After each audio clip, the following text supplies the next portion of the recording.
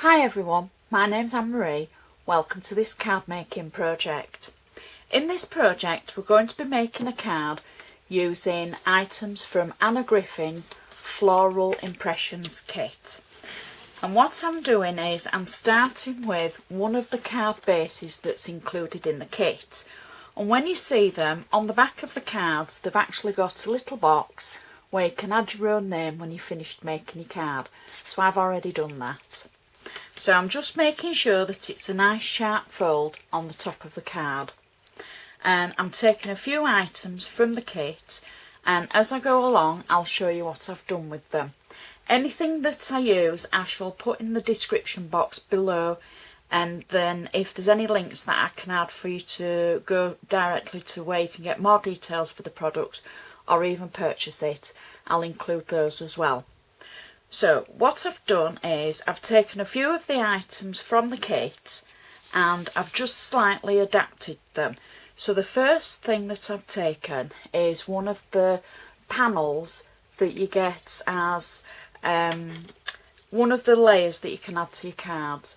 Now I've taken away the outside edge and I've cut it down following the pattern around the edge, and then at the edge I've actually inked it with a black ink pad just to make it stand out a little bit. But what I want to do before I add that to the card is I've cut already and added double-sided tape just to a mat of black card that's going to sit on the base of our card blank. So I just want to attach it onto our card like that, and that way the panel that we add next will just makes it stand out a little bit more. Now I've added 3D foam already to the back of this card. One thing I will say is, and I know not everybody's going to like this, or believe me, but not everybody likes flowers. I know, sacrilege, and especially maybe not everybody likes Anna's flowers. I know I find that hard to believe as well. But I thought, just for a difference, we'll make one of her cards and we won't add any flowers. So I'm adding the panel onto the centre of our card blank. And the next thing I've done is the same panel is available in a smaller size.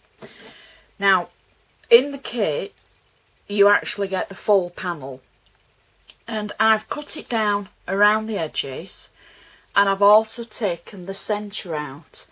Now a lot of people call this gutting.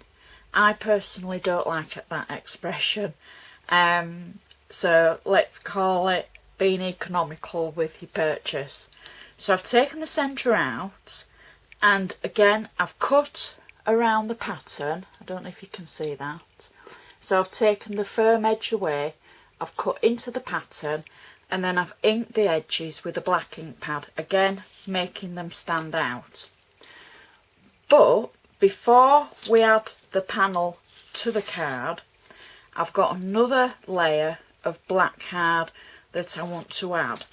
So I've added double-sided tape on the back of it, and I'm going to just add that over the top of our previous layer, and I think that is roughly in the right place. And the layer that we've cut into will go and sit on top of the previous layer. So I've added double-sided foam pads on this layer, and I'll just peel the back of them off. Now this adds a little bit of height and a little bit of interest to our cards so that they're not flat.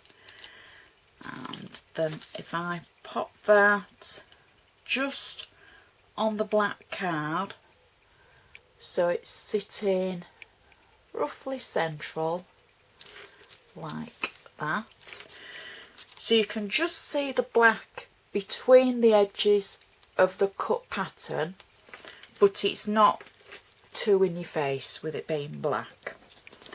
The next thing I've done is I've created an embossed panel border. I don't know if you can pick that up. It's using Anna's Garden Cuttings range, and it's using one of the embossing border folders.